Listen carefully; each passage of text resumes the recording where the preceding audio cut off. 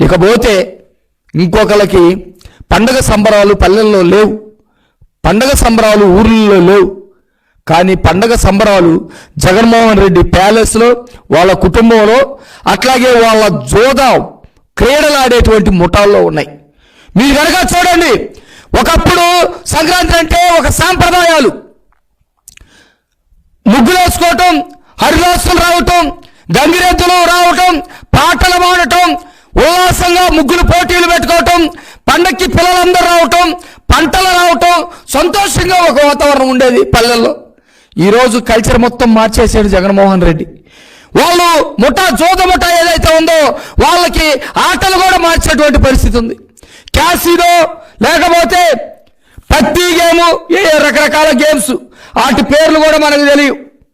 రకరకాల తీర్మార్లు, క్యాసినోలు, లేకపోతే ఆడపిల్లలతోటి పేకలేయించడం, ఆడపిల్లలతోటి మందు దాయించడం, ఆడపిల్లలతోటి మందులు పోయించడం, క్యాబరే డాన్స్ వేయించడం, ఏదో అందర్బహారంట, తీన్ పత్తి, మ్యారేజ్ బక్రాత్, క్యాబరే డాన్సు, ఇవి ఒకప్పటి సాంప్రదాయాలకి, ఒకప్పటి విలువలకి, ఒకప్పటి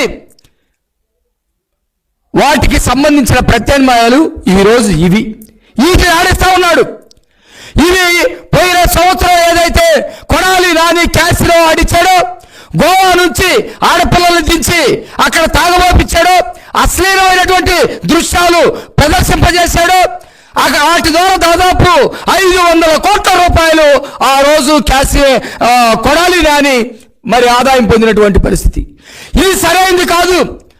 తెలుగు రాష్ట్రాల్లో ఈ సాంప్రదాయాలు సరైనది కాదు, ఆంధ్రప్రదేశ్లో ఈ సాంప్రదాయాలు సరైనవి కాదని చెప్పేసి మేము మొత్తుకున్న సాక్ష్యాధారాలు చూపించినా కూడా మా మీద కేసులు పెట్టారు తప్ప ఇది సరైనది కాదని వాళ్ళ మీద కేసులు పెట్టడం కానీ, అట్లా ఆడటం తప్పని చెప్పటం కానీ ఏమీ చేయలేదు.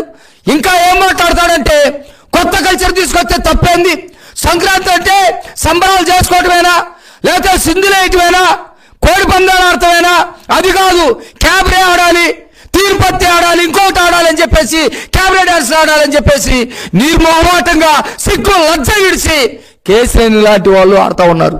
మళ్ళీ ఈ సంవత్సరం కూడా పెట్టారు. ఈ సంవత్సరం కూడా ఇందాక చూస్తే ఒక ప్రముఖ టీవీ ఛానల్కి సంబంధించినటువంటి ప్రముఖ యాంకర్ కొడాలి నాని ఎవరైతే ఉన్నారో, కొడాలి నాని బండెక్కి ఆ కేసులో ఆటల వాటిని పరిశీలించడానికో లేకపోతే వాటినన్నింటినీ సక్రమంగా నడపడానికి వెళ్తా ఉన్నటువంటి చూస్తూ ఉంటే ఎంతో బాధ వేస్తూ ఉంది. గతంలో మేము చెప్పాం, జగన్మోహన్ రెడ్డి వాటిని అడ్డుకట్టేయలేకపోయాడు, మా మీద కేసులు పెట్టించాడు, కొడాలి నానిని ప్రోత్సహించాడు.